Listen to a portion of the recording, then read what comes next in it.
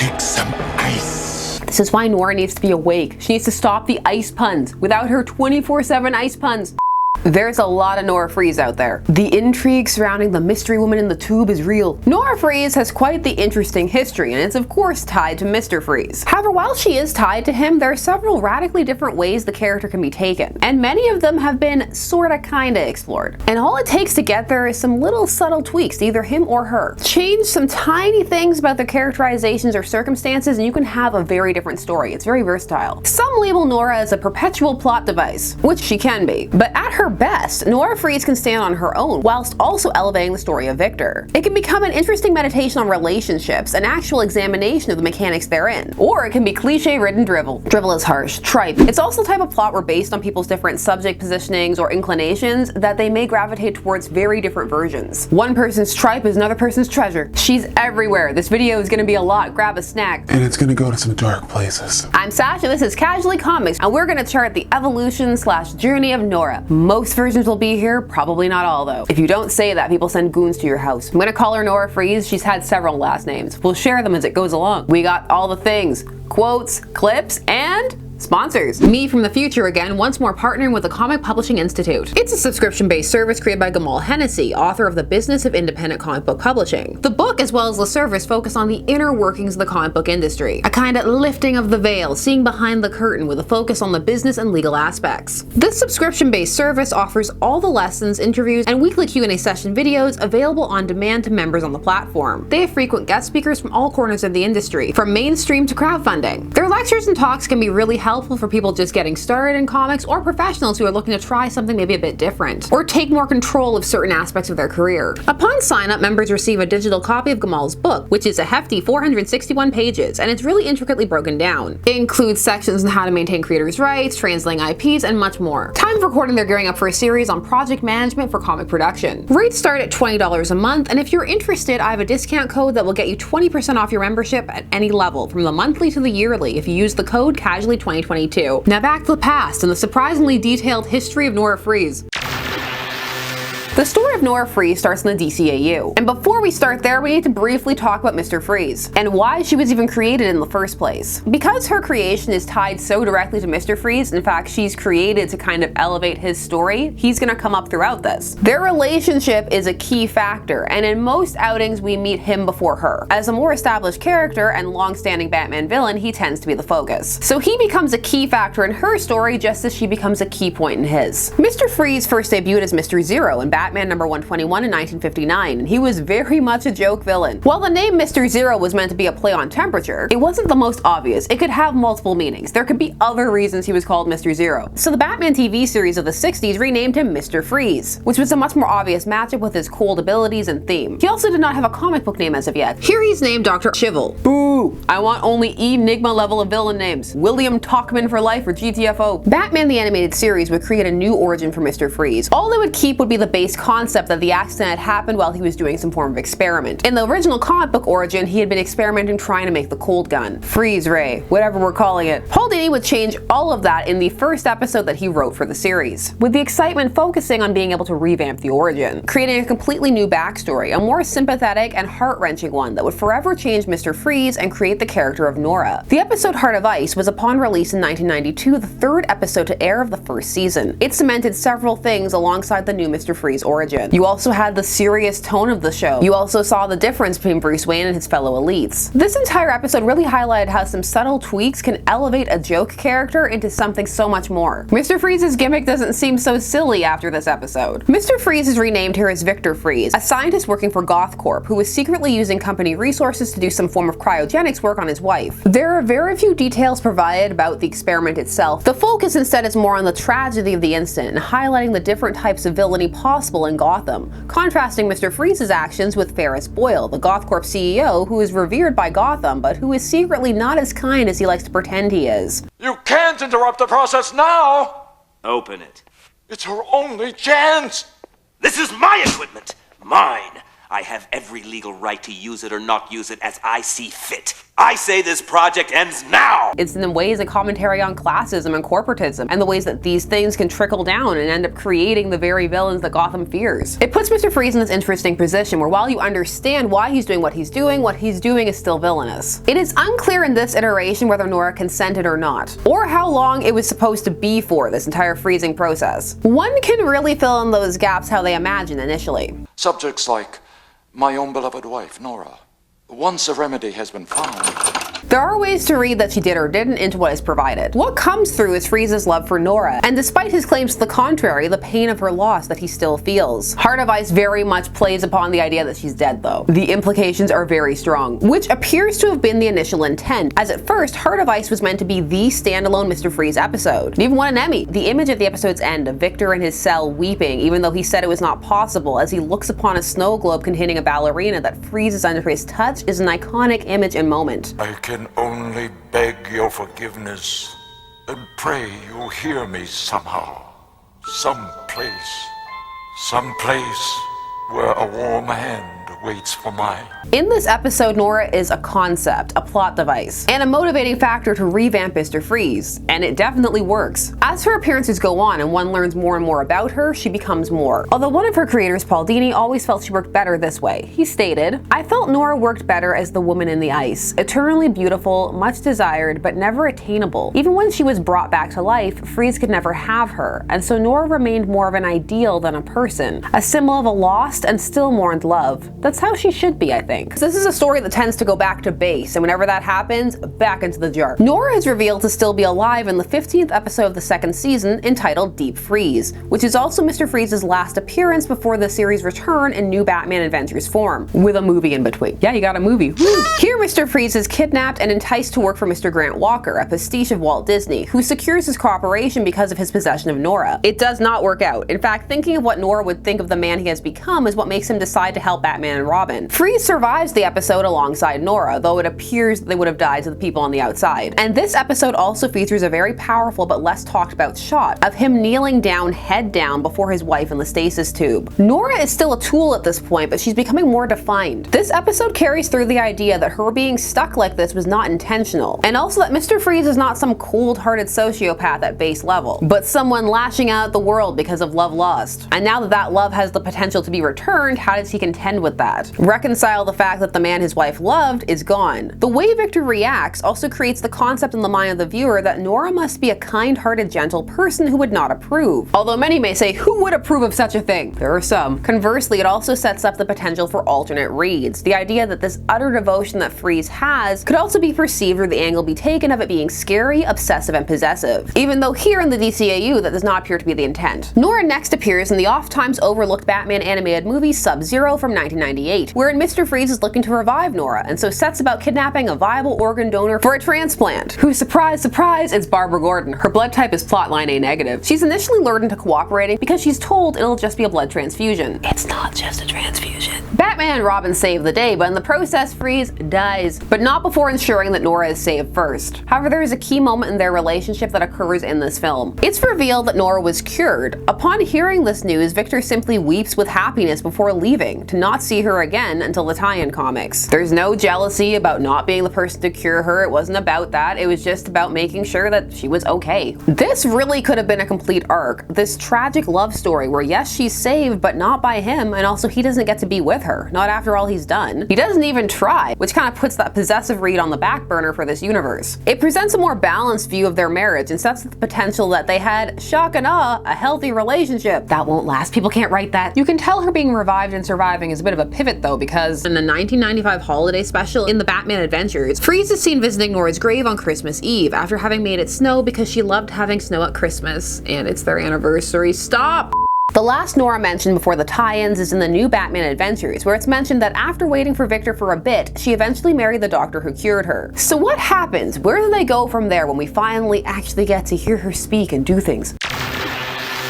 Batman Gotham Adventures ran from 1998 to 2003 and continued on the continuity of the DCAU. And for a bit, once more Nora is only mentioned, and is still being used to either motivate or flesh out Mr. Freeze, who is now a head in a jar, his body having further degenerated as a result of the accident. Freeze is working at Wayne Tech in the cryogenics department in order to reduce his sentence. He ends up helping Batman to save Dr. Francis Danjou, because he's Nora's husband. Danjou was kidnapped by Grant Walker, because blowing up Oceana was super effective. Why they even blow it up at all? Everybody escaped. Francis Danjou is Nora's husband, and she loves him. Mr. Freeze helps in his way, meaning people get hurt and doesn't go out of his way to make sure that doesn't happen or he'll help them. Except for Francis, and at the end, Dr. Danjou lets him go. I owe him for not only coming to my rescue, but also for Nora, for saving her life. And because Victor Freeze was Nora's husband, and she loves him. Feels bad, man. But here we're given more confirmation on Nora and her waiting and her continued love for Victor Freeze. Issue 40 features Freeze low-key attempting to move on with Talia al Ghul, but she's just manipulating him. I just felt like mentioning that so you know that somewhere in the universe there's a Freeze-Talia al Ghul pairing out there. Issue 51 has our first in-person and awake Nora sighting. Huzzah! 2002, it only took 8 years. In this issue, we see that Freeze has decided to start writing letters to Nora. Just talking to her and saying that he knows that she's happy and he knows that this is selfish, but he would really appreciate it if she wrote him back. Her husband, who apparently started using Just for Men in between issues, is also not secure in his marriage because he is hiding these letters from Nora. But we see that Nora's noticed something is up, which is a good setup for when she goes to see him, and we see that Freeze will do anything for her, breaking out, although it's actually Clayface playing him. Not cool, Matt. Not cool at all. And the theme of heartbreak continues as we see at the issue's end that Nora found the letters and she really did go to see him, only of course because he already broke out. He didn't go back to Arkham. He went back to the Arctic. Why does it have to hurt so much? After Batman Gotham Adventures ended, there was a second shorter-lived series, Batman Adventures, which ran from 2003 to 2004. Good luck if you're not sure what you're looking for distinguishing between these different tie-in titles. They all have very similar names, like Batman Adventures, Batman Gotham Adventures, New Batman Gotham Adventures. Issue 15 continues Nora's journey, and this time her and Freeze actually talk. Oh my goodness. Nora was not pleased that her husband hid Freeze's letters from her, but is shocked to come home and find him frozen. Who could have done this? Why would Hal Jordan do this? Best served cold. Cute. Nora refuses to believe that Victor is to blame. I don't believe it, Francis. Victor wouldn't do that. So she sets off to find Freeze to the Arctic Circle away. Does everybody just know he's hanging out here? It's just that I haven't truly seen you in such a long time. I don't know what to say. Victor Freeze at a loss for words. I never thought I'd see the day. I would never harm him, Nora. You love him, and I don't blame you for marrying him. But I don't love Francis. I don't know if I ever did. He's a brilliant scientist. Not as brilliant as you. What? Does Nora have a science king? But seriously, this is a decent exchange and mature conversation. It presents a former couple on even footing. These moments paint a picture of a happily married and engaged with each other couple who have been torn apart and each changed by events outside their control. Some of them. Freeze didn't need to do all those things he did. But it does indicate that there's an understanding and a love between them. It's still there. I'm alive because of you. It's my fault you're like this. If you hadn't been trying to save me from my illness, you never would have. Victor, of course, says no, it's not her fault. She was what mattered, and they kiss. How do we make this guilt-free? Well, it turns out that Dr. Danjou was the person who froze himself out of jealousy because he knew that Nora still loved Victor. He was right, but that's not how you go about that, man. Look, Nora doesn't even mind that Freeze is just ahead. Nora is ride or die. She came to the Arctic. In the ensuing battle with Batman, Freeze seemingly dies while in the middle of saying he loves Nora. She is devastated and leaves Francis to go look for him in the Arctic, in a reverse of their initial dynamic, dedicating her life to trying to save him. I'm not crying, you're crying. And then 2020 happened, and the DCAU was revived in comic form. It has a different feel than it did. There's just been so much time in between. Some things are very difficult to recapture, and the new series hasn't exactly matched up with the tone that it originally had. It's trying, and some of the stories are interesting, it's just not the same. So that little piece of poetic symmetry between Victor and Nora, gone. I have a cold today, so my voice is so deep. We learn in Batman: The Adventure Continues that Nora relapsed from her mystery illness and died, and we see Freeze trying to revive her with the Shawl of Magdalene. So Nora is once more returned to being a motivator for Mr. Freeze. Before this update, the DCAU had established her as an equal and caring partner to Mr. Freeze, someone determined, kind, and perhaps just as tunnel-visioned as Victor, since she was willing to look past a lot in favor of simply loving him. The thing with the initial DCAU arc is that it presents the type of story that takes Mr. Freeze off the table. As a viable and oft-times reusable villain. For he has one strong key motivator, and once that's gone, why would he be a villain? They try it with the losing his body thing, but it doesn't come across as well and people didn't really take to it as much. So when one needs to bring him back to villainy, they do something dramatic or bring Nora back again or regress them in some way. Body falling off, woman manipulating him, Clayface manipulating him. But at its core, it's the type of story that seeks a conclusion, be it a happy or a sad one. For if Mr. Freeze returns to villainy outside of Nora, he ends up falling back into being just some ice villain that Batman fights. And Nora in this iteration is a regular civilian, so outside of Mr. Freeze, there's not really a viable reason for her to show up. Viable is my word of the video, apparently. Despite this, she was a character who things or people could branch off from. For example, Gotham Girls, the Flash series, which originally was released from 2000 to 2002, revealed her last name to be Smithy and introduced her younger sister, who was resentful of Freeze for keeping her in a coma, which opened up a new element in the DCAU. The idea that there were other ways to view their relationship other than the tragic love story, and that some people didn't view it that way, particularly because people couldn't know Nora's opinion because she's frozen. So the DCAU Nora, 10 out of 10, would freeze again. However, Nora would find herself quite altered as the story veered into other canons and across mediums, as some people sought to put their own stamp onto the story. Nora Freeze enters the DC Comics universe proper in 1997, though nothing would truly be done with her until the 2000s. Still, she entered as a concept long before the tie-in comics told their story, and she was introduced in a special one-shot called Batman Mr.Freeze, and it was written by Paul Dini, the same man who had created her for the DCAU in the first place. So straight shot, layup, don't change anything, it won an Emmy, right? Oh no, that is not what happened. Dini decided to make the story darker to suit the comic universe. He stated, "I felt it did a reasonable job incorporating the elements of the animated Mr.Freeze with a darker tone of the Batman comics at that time." The cover promises that Nora is a factor in the story, but the story itself also spends a decent amount of time allowing a much more unhinged version of Mr. Freeze, who's just killing people left and right, to monologue aggressively at the reader, literally telling them his life story, just frozen solid having to listen to Mr. Freeze. His origin now contains one significant note that alters the Nora portion of the story, introducing the concept that as a child he was freezing animals to preserve their beauty. Tone altered, creep factor massively upped. In this universe we get some history on these two. Freeze meets Nora in university, where she is the school's most promising athlete in something. Sports ball. We see her skating, so let's go with that. She takes a liking to him. This is my first time on skates.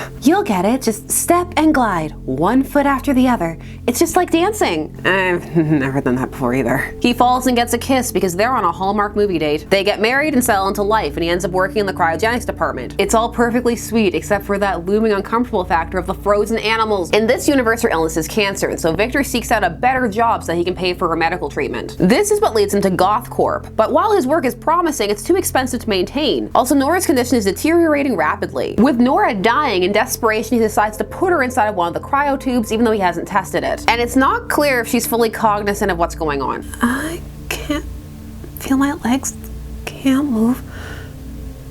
What's happening? You're getting sleepy, that's all. Will you stay with me while I sleep? I'll never leave your side. The rest unfolds more or less like the DCAU episode, until Freeze has a confrontation with Batman, which results in him discharging his cold gun and striking Nora, shattering her into pieces. He blames this on Batman. This is Batman's fault, and this is supposed to be the source of his hatred for Batman. But what about Nora? Well, for most of the pre-New 52 arc, she spends it broken into little pieces, little Nora bits. They don't melt on the floor and nobody has sex in front of them though. It's not 2022. There is also a brief outing in Legends of the Dark Knight in 2005, starting with issue 192 for a 5-issue arc called Snow, which retells Mr. Freeze's origin.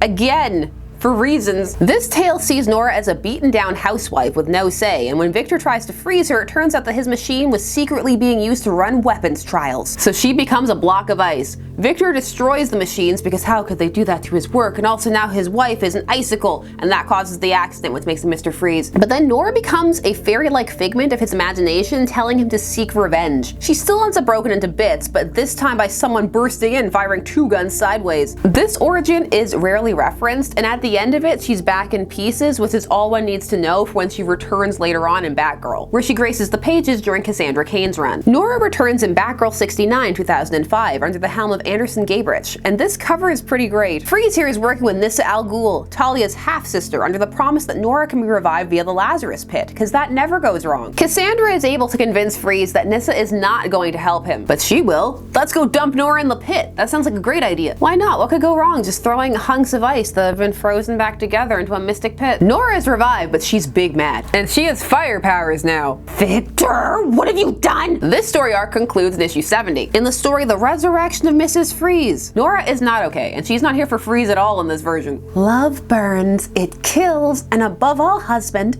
love destroys. Look at me. You made me this unnatural thing. Nora can not only burn people and literally spit hot fire, she also has resurrection powers, and it's implied that she's immortal. This is explained as because of the cracks inside her body, the powers of the pit were absorbed into her. Also, Nyssa built this pit on the site of an ethnic cleansing, so there are plenty of wrong zombie corpses. Why? What's presented here is the idea that the pit has warped Nora, but we don't really have a sense of who she was beforehand, and suddenly awakened as a burning resurrection demon could put many people in a bad mood. She is instantly given a villain name of Lazara. I was beautiful. I was magnificent. Now look at me. I'm a monster. Just like you. Victor's just there initially not really saying anything, just thinking over and over again, happy wife, happy life. He does crack though and try and defend himself. Damn it, remember who you are. You were a good woman. You made me a good man. Not a better man, a good man. So, a bad man to start with then? And you made me a monster! Freeze initiates a self-destruct, but insists upon staying with Nora. Let me go! Never. Bye! See you in the new 52. There is a lot of unmined Nora potential here, but this won't be the only version of her that's presented as villainous. The idea of Nora being disappointed in her resurrection, or even not being the saintly angel that Victor sees her as, are both intriguing ones. The whole fire and ice motif has been on the nose, and the whole thing ends up being a throwaway because Lazara's just gone after this. You don't see a lot of Nora here, and since the pit's in play, it's hard to get a sense of her, but it's still more than what is happening with her at the start of the new 52. In 2011, DC Comics rebooted its entire comic book universe, which was an opportunity to change backstories as people saw fit. Scott Snyder set about retooling Mr.Freeze's origin, and hence Nora's origin, with a very different and divisive take. This in the Batman Annual from 2012. In this one, Victor is once more given a childhood relationship to ice. This time on a way to a snowman competition, his mother falls through some ice before his eyes, igniting an interest in cryogenics and being able to revive people. The story then cuts to a therapist at Arkham drawing a parallel to Nora. Nora, who is being kept at Wayne Enterprises. The new 52 makes the interesting decision to low-key put Bruce Wayne in Ferris Boyle's place, in that he's the person who wants to shut down the cryogenics department and he's the person who's present in Mr. Freeze's accident. There is a twist coming, but also a part that isn't often discussed. Victor says that there's a cure and he's gonna bring Nora out, but Bruce puts a stop to that, coming down there full what's all this then. He comes down there with a I'm shutting this project down, actually I already shut it down, you're still running it, you're wasting resources, she can't consent, no, because she's frozen. So we need to skip ahead to the reveal that actually happens at the end of this issue, which is very well handled, but it's pertinent to what's going on here, in that Nora is actually not Victor's wife inside of this iteration. She's someone who he's become obsessed with. She was the first cryogenically frozen person, he wrote a paper on her, and now he's convinced himself that she's his wife. Her name is Nora Fields, and she was frozen in 1943. So okay, who can consent for her? Does he actually have a cure? Can he awaken her and she'll be fine? Shouldn't somebody tell her family if she has one? If she doesn't, is she just frozen forever? Can someone more stable administer this cure, Bruce? In trying to stop Bruce from stopping him, that's how the accident occurs. But Freeze remains obsessed with Nora, and the story does build up to this reveal quite well. It, wait for it, subverts expectations, but in a clever way. It takes the origin people knew and turns it on its head, but also keeps a lot of it intact, and fuses it together in such a way that it makes sense with what had come before. I love her. How could you love her? You've never met her. Yeah, so he loves the idea of her. Get with the times, Batman. Update your obsession playbook. Nora was frozen because she had an, at the time, incurable heart condition, and her family wanted to potentially give her the chance to live past 25. Batman then goes into a very interesting plot point that other people think that she's Victor's wife because he's so vehement about it. And that's where the idea of the classic Mr. Freeze trying to save his doomed love myth comes from, and that it's actually been created because Victor's so convinced of it. But we both know that's a farce, Victor.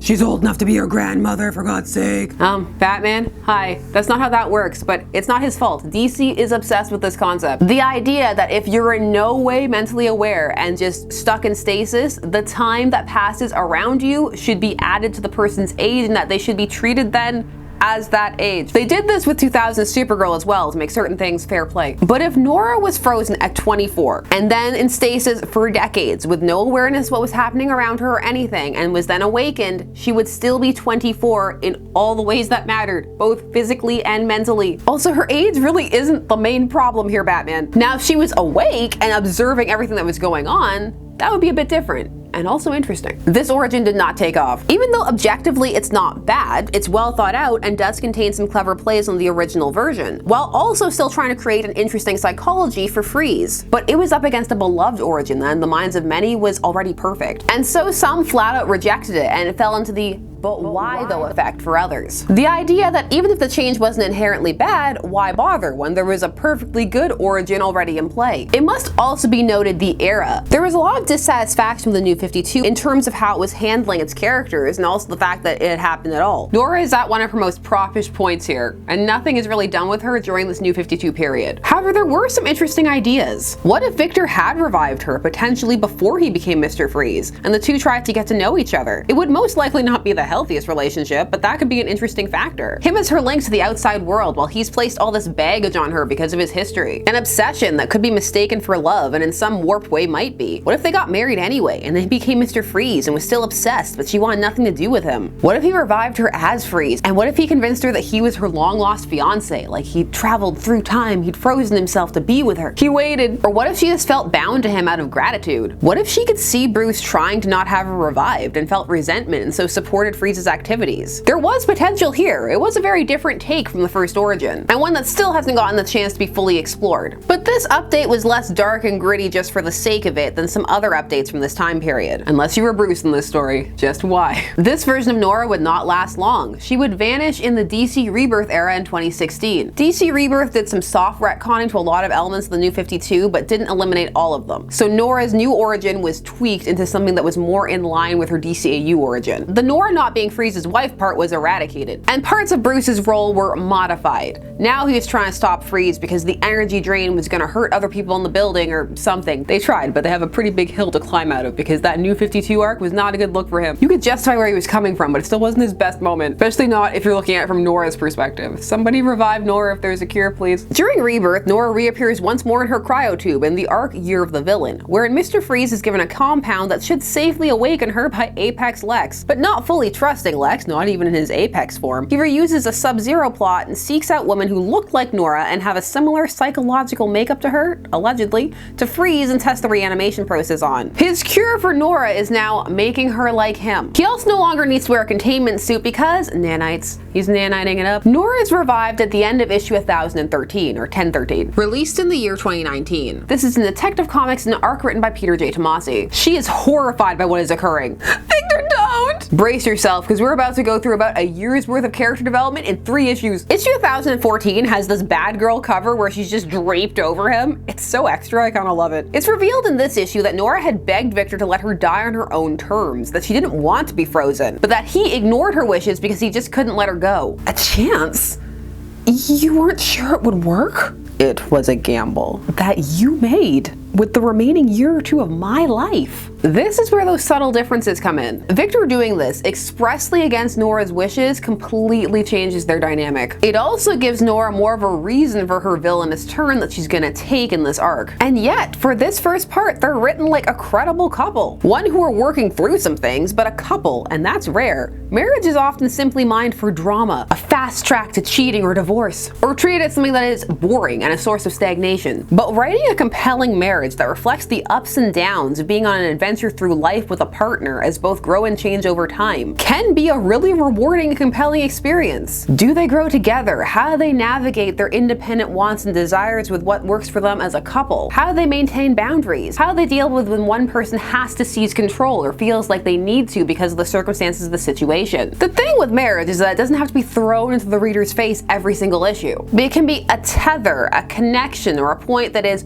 return to, something in the back of the reader's mind, like, oh, I wonder how they're going to react to that. You see snippets of what that could look like through Victor and Nora when they have these more even-headed, even if they're upset, discussions. They're written here as they were in the DCAU tie-in, like they know each other, and when one has gone too far, but also have that history together, so don't just want to throw everything out the window. And Victor has gone too far. Oh wow. You were braver than I, darling.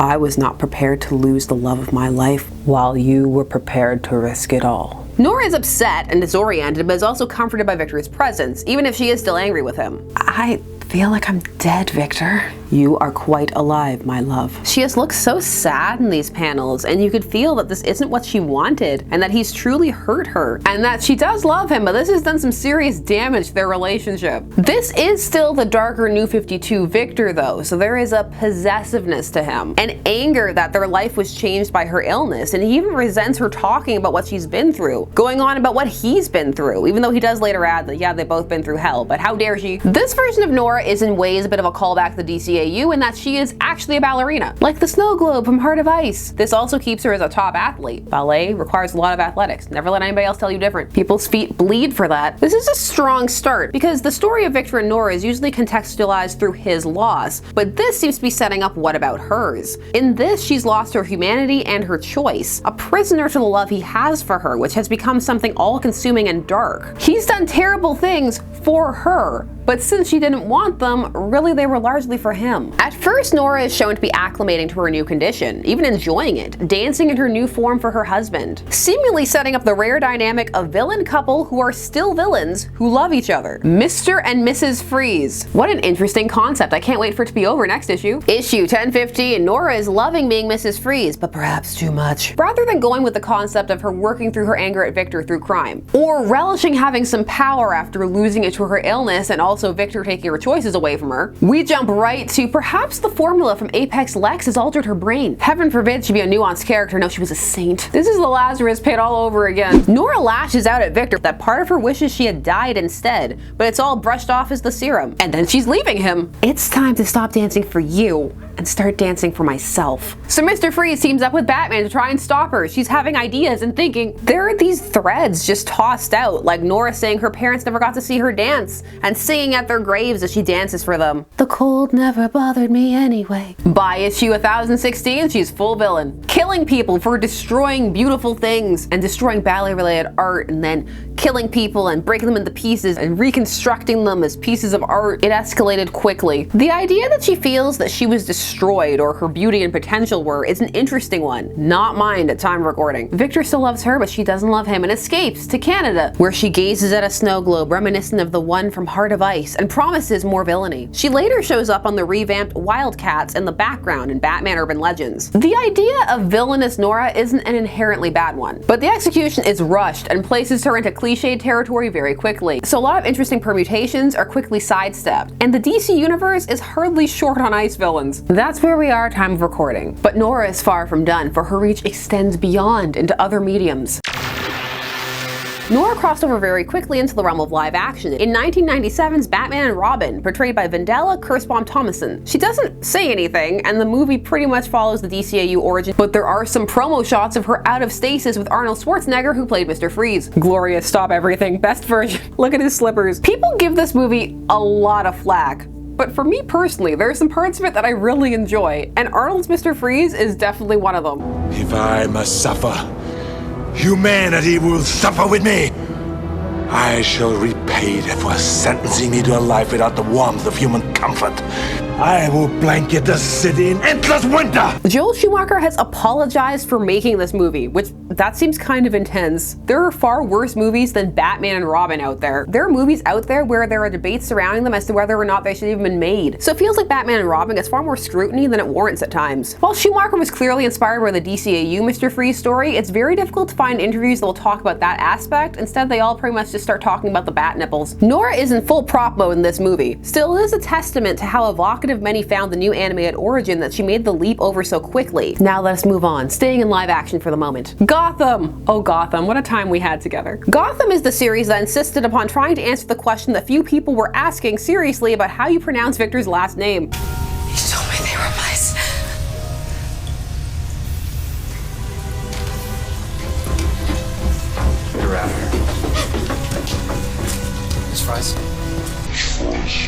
No. I refuse. You can't make me Detective Bullock. Nora Freeze debuted in the 12th episode of the second season of Gotham, which had the header Wrath of the Villains. This was in the year 2016. She first appears in the episode entitled Freeze, but has a bigger part in the follow-up episode, A Dead Man Feels No Cold. Here we see Nora and her illness firsthand and witness the impacts on her and her husband. Just give me the medication. No. Son of a... We also get to see her reaction to seeing what kind of man her husband is becoming in an attempt to save her. She's not a fan. She is aware of what he's trying to do, but as the plot unfolds, she becomes aware of the lengths he's going to do it. Please tell them that I'm very sorry for my part in this. I saw the man that he was becoming and I did nothing. Nora attempts to help the police catch Victor in this iteration. She ends up being bait in Arkham Asylum because there's nowhere else that anybody does anything in Gotham. But he breaks her out and attempts to freeze her, as he claims he's now figured out a way to reanimate her later. But she wants nothing to do with this. He's too far gone to listen to her, and so she switches the cartridges out with one of his past formulas that doesn't work, that just kills people. They freeze solid and they crack up so they can use some nice effects. They were decent at the time, they still hold up okay. Why did he have that old formula right there? It's Nora's suicide that drives Victor to try and kill himself, but instead he turns into Mr.Freeze. This origin borrows from the DCAU, but also seemingly from another source in a different medium, the Batman Arkham Games universe. We'll get there. Oh yeah, games. Oh yeah, games. While Nora does still end up as a plot device and motivator, it's more fleshed out here and you get to feel that sadness. Look at Gotham pre-going entirely off the rails. It's on the way though. Nora in the Arrowverse, anyone? Where better to put her than the crossover Elseworlds in 2018. It's pretty vague what's going on with Nora here, but she's in villain mode.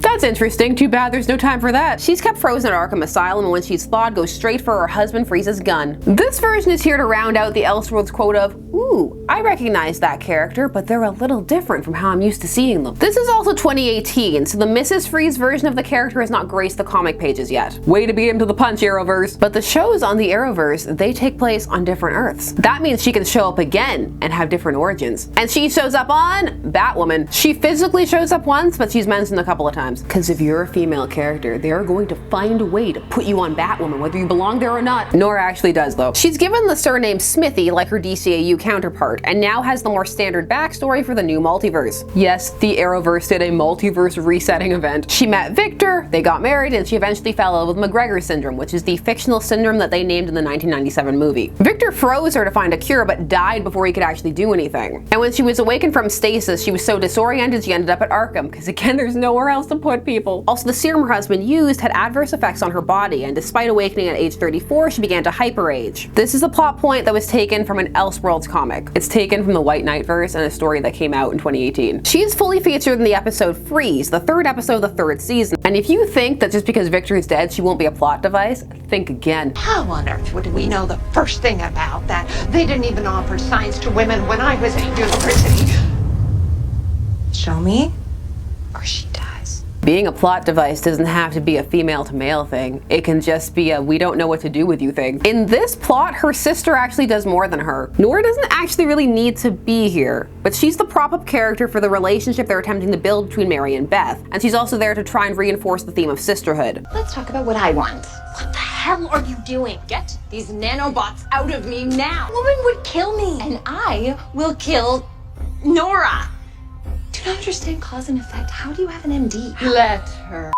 Nora decides she wants to live out the rest of her days with her sister and then goes to do that. This also falls a bit into the memberberry category of Nora appearances, because really, for the plot, all that was needed was that they had to get Freeze's notes, and anybody could have done that. The live action appearances play in the realm of picking and choosing what works for the universe they are trying to create, rather than being beholden to an existing framework. As when going into a TV show or a movie, there's more of an expectation from audiences that some things will be changed, and also you're going to draw in a potentially different audience than the comic book one on top of some of the comic book people. Sometimes changes need to be made between mediums, and it must be noted the best adaptations find a good balance of figuring out what to take and what to change, which can vary from adaptation to adaptation. But wait, there's more!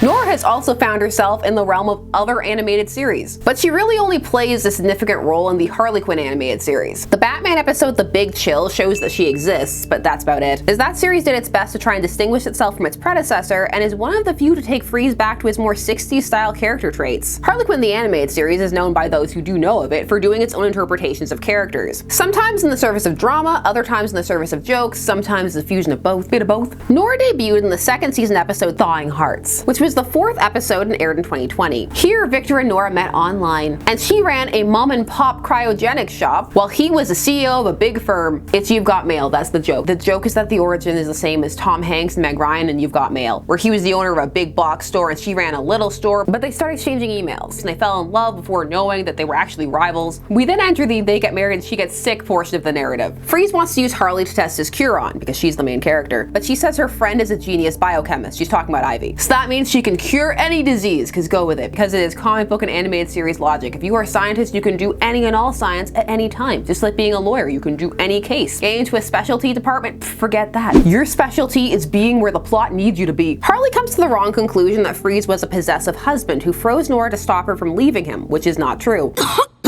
See? I told you she was fine, you piece of shit! My love, that I gaze upon your face can only mean one thing. You found a cure. Ivy does find a cure, but it kills Mr. Freeze in the process. He dies as Nora is awakening and tells her to go live her life. Goodbye, my love. I have the life I could never give you.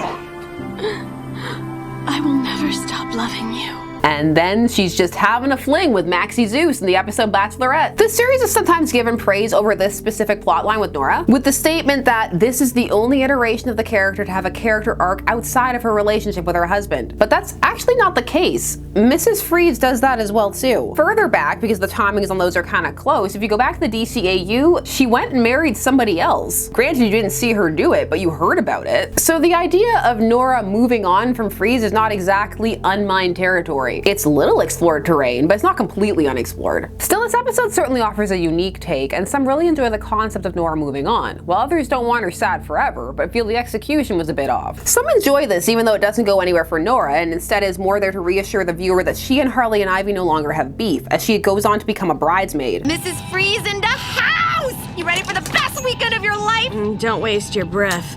I know I'm just a pity invite because you killed my husband. Technically he killed himself, but he still came. That means you're open to having a good time. While some view this as funny and in keeping with the tone of the show, which is more lighthearted, others feel it highlights a problem with the Harley animated series, and that it refuses to allow characters to think badly of or maintain negative feelings towards the protagonist, and instead will break characters as is required in universe to make sure that they have a positive relationship with Harley, or so that they can present Harley in a positive light. Why Maxie Zeus? That's my question. And yes, she cameos in the Eat, Bang, Kill tour. No throwaway sex joke for her though. Yet. But wait, there are more ways to consume media. Do you even game pro? The answer is yes, and badly. While Nora was featured in the Telltale game, specifically Batman the Enemy Within, the sequel, she first appears in a significant way in the Arkham game series. And by that meaning in a way that differs from her just being in the cryotube and actually doing more than that. She first shows up in the sequel game Batman Arkham City in 2011. At first, she's very much MacGuffin. Go get her to make sure Mr. Freeze helps you. But their story gets a conclusion in this universe via DLC in the Season of Infamy for the Arkham Knight game. In the mission, In From the Cold. It starts off with the usual, oh no, someone stole her, better go get her. However, then it veers off. Her tube is damaged and so she needs to be released, which allows her the chance to talk to Victor. Because in this universe, the problem wasn't that he couldn't reanimate her, but that there was no cure. I will save you, Nora. I'm nearly there. The next round of therapy. Don't you see? I don't want saving. Not anymore. Nora loves him, and she hates seeing what he's doing to himself and what's done to him, so she just wants to live out her final days. And he respects that and takes off his protective suit, so he'll only have a few days too, and they can spend them together. Not gonna lie, when I'm just watching it and not talking about it, it makes me tear up. There are prickles, little prickles. Melts my ice heart a tiny bit. Ride or die, or well, ride and die. Are we done? No, another one. Nora and the concept of her have also been transferred over into Elseworlds in the DC comic universe. Though oftentimes it's just, oh, here she is in the cryotube. So we'll focus on the ones where it's a bit different or kind of interesting. One of the most interesting is in the aforementioned White Knight verse. This by Sean Murphy. I can't let the Gordon go, I'm saying it in my mind. This one is an interesting fusion of the DCAU, some parts of the DC Comics verse, and then just other things. There's a whole Third Reich plot attached to Mr. Freeze. In this one, it does go the route of them having to live out their final days together because of the hyper-aging, which was what was taken for Batwoman, because stopping the process that made a Mr. Freeze ages him. For reasons. Time of recording, the most recent Elseworlds telling was in the Batman YA graphic novel Victor and Nora, A Love Story by Lauren Miracle and with art by Isaac Goodart, which I did a whole video on, which I will link here. The focus of that story was on providing a counterpoint narrative with Nora, so that she also had agency and you heard her voice throughout. It also reimagined them as young adults, and yet Victor had a full lab and access to the ability to freeze her. She had a different fictional disease in this one. This one caused her to hallucinate relevant and symbolic imagery. It did provide an interesting take on Nora in that she both did and didn't want him to freeze her. If this will help you let me go. Victor, I'm cold. For what it was, it captured the tone of Victor and Nora, but it exists in the same nebulous realm those YA graphic novels inhabit. For some, there's just a confusion around them. Why are they? What are they? But why though? There are a couple more Noras out there, but let's bring it together. Bring it on home. The concept and creation of Nora Freeze is a good one. There's something compelling about her, and she works quite well as what she was initially created for, a plot device, a driving force. Some kind of motivating factor is necessary for characters, and they come in many forms. They can be other characters, instances in their backstory, items. While some balk at this fact because she is female, and this is often the fate for female characters, that does not negate that fact that there's something about Nora, a fascination with her as a character, as evidenced by how often she returns. Both can be true. There are just so many different ways that Nora could be, and they can open up so many different stories to tell. And they're not all for him or revolving around him, or they don't have to. Some could, some couldn't. If one wanted, Nora could be more focused on, be it as a support or as her own character. But the desire would have to be there. And for many, Victor and Nora are more compelling together, or at least as having had some kind of history together. Nora most definitely revitalized the character of Mr. Freeze, but he also adds an interesting dynamic to her character. The only reason that hasn't been seen is that she hasn't really been the focus. One can argue as to whether that is good or bad, right or wrong, or something more nuanced. As there is also a need for supporting and ancillary characters within comics who remain that way. Not everyone can be the focal point. Throughout all of this, outside of being frozen at some period, there doesn't seem to be a consensus as to what kind of woman Nora is or isn't, though some clearly have preferences. There's so much one could do. The idea of having to see a couple wrestle with their dedication and love for each other, with the very real and bad things Mr. Freeze has done, and the fact that their old life simply no longer exists, is something that could be very interesting. And you could take it in a good Nora or an evil Nora direction, or a Nora who stays or a Nora who leaves. It all works and you could still have that heartbreak. At the same time, maybe nothing needs to be done. Maybe it just needs to be left alone. As mentioned earlier, sometimes you get it right the first try. It is possible to have stories that end while the overall narrative continues. What do you think of Nora Freeze? Which version do you like the most, if any? What would you do? What is your definitive Nora story? If you were to remove Mr. Freeze, should you want to, how would you do it? Tell me things down below. If you made it this far, you are a champion. Wow, thank you. Let me know that you did by telling me if you watched Our Flag Means Death, so I know you got here. I need people to talk about that show with. Thanks so much for taking a spend day spent discussing comics with me. I always appreciate it. Please do all the YouTube things, like, share, comment, and subscribe. I will see you again soon, probably with something shorter. Bye-bye.